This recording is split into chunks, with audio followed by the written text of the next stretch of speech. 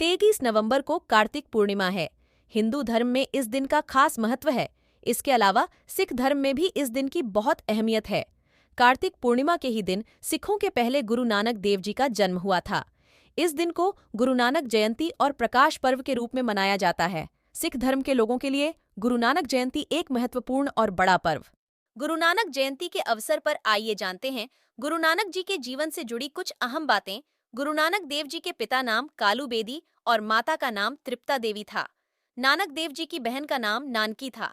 जब गुरु नानक देव बड़े हुए तो उनके पिता ने उन्हें गायों का ख्याल रखने की जिम्मेदारी दी, लेकिन नानक जी बीच बीच में ध्यान करने लग जाते थे और गाय दूसरे लोगों के खेतों में जाकर उनकी फसल खराब कर देती थीं। ये सब देखकर गुरु नानक जी के पिता उनसे काफी गुस्सा हो जाते थे, लेकिन गांव के लोगों ने गुरु नानक के साथ कई चमत्कारी चीजें होती देखीं। इसके बाद गांव के लोगों को लगता था कि गुरु नानक जरूर संत हैं। गुरु नानक देव को ध्यान करते देख उनके एक पड़ोसी ने नानक जी के पिता से उनको सांस्कृतिक विषय में पढ़ाई कराने के लिए कहा। उनका मानना था कि धर्म से जुड़ी चीजों में नानक को काफी रुचि है। सन 1487 में नानक जी का विवाह माता सुलखनी से हुआ। उनके दो पुत्र श्रीचंद और लक्ष्मीचंद थे। गुरु नानक जी के पिता चाहते थे कि वे अपना कारोबार करें ताकि अपने परिवार की जरूरतों को पूरा कर सकें। इसके लिए उनके पिता ने उन्हें नया कारोबार शुरू करने के लिए कुछ पैसे दिए, लेकिन नानक ने उन पैसों से रास्ते में मिले भूखे और यतीम लोगों को खाना खिला दिया। जब वह खाली हाथ घर लौटे तो उनके पिता उन पर काफी गुस्सा हुए, लेकिन नानक ने कहा कि अच्छा काम करने का फल हमेशा अच्छा ही होता है। एक समय ऐसा भी आया जब उनके पिता उनसे परेशान हो चुके थे। नानक के पिता ने उन्हें काम के लिए नानकी के घर रहने भेज दिया। नानक की बहन नानकी सुल्तानपुर में रहती। नानक ने वहां काम करना शुरू किया।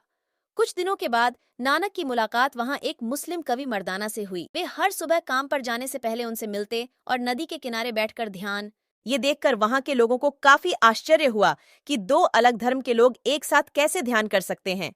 एक दिन नानक मर्दाना के साथ नदी किनारे ध्यान करने और नहाने गए। नानक नदी के पानी में उतरे और वहीं गायब हो गए। लोगों को लगा कि अब नानक नदी में डूब चुके हैं, अब वह कभी वापस नहीं लौटेंगे। लेकिन 3 दिन के बाद नानक न कोई हिंदू न कोई मुसलमान कहते हुए नदी से बाहर आ निकले। ये देखने के बाद सभी का मानना था कि नानक कोई संत है और सभी लोगों ने उन्हें गुरु कहना शुरू किया। तभी से उनको गुरु नानक कहा जाने लगा। इसके बाद नानक ने खुद को ध्यान करने में विलीन कर लिया। उन्होंने अपनी नौकरी छोड़ दी, अपना सारा सामान गरीबों में बांट दिया, अपनी पत्नी और बच्चों के लिए सभी सुविधाओं का इंतजाम किया और मर्दाना के साथ धार्मिक यात्रा पर निकल गए। दोनों ने जगह जगह जाकर लोगों को धर्म से जुड़ी जानकारी देनी शुरू की। सिख धर्म की शुरुआत सिख धर्म के सबसे पहले गुरु नानक देव जी द्वारा दक्षिण एशिया के पंजाब में हुई थी। उस समय पंजाब में हिंदू और इस्लाम धर्म था। तब गुरु नानक देव ने लोगों को सिख धर्म की जानकारी देनी शुरू की, जो इस्लाम और हिंदू धर्म से काफी अलग था। गुरु नानक देव के बाद 9 गुरु और आए, जिन्होंने सिख धर्म को बढ़ाया। सिख धर्म के 5वें धर्म गुरु गुरु अर्जुन के समय तक सिख धर्म पूरी तरह से स्थापित हो चुका था। उन्होंने सिखों के आदि ग्रंथ नामक धर्म ग्रंथ का संकलन भी किया था। सो आई होप गाइज आपको ये जानकारी अच्छी लगी हो तो चैनल को सब्सक्राइब करें और वीडियो लाइक शेयर करें।